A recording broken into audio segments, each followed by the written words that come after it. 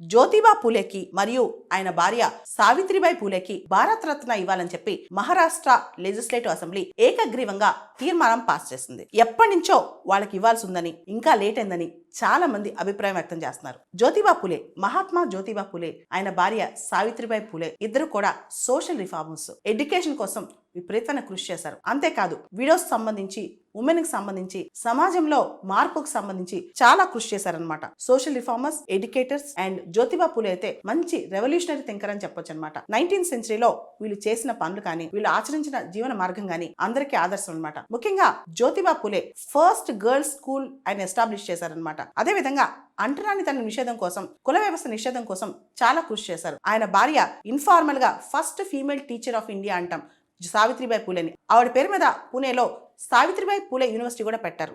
జ్యోతిబా పూలేని మహాత్మా అని కూడా పిలుస్తారు. దేశంలో అతి కొద్ది మంది మాత్రమే మహాత్మా అని పిలుస్తారనమాట. అలాంటి మహాత్ముడు జ్యోతిబా పూలే.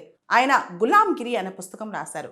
సత్యశోధక్ సమాజ్ ఏర్పాటు చేశారు, ట్రూత్ సీకర్స్ సొసైటీ.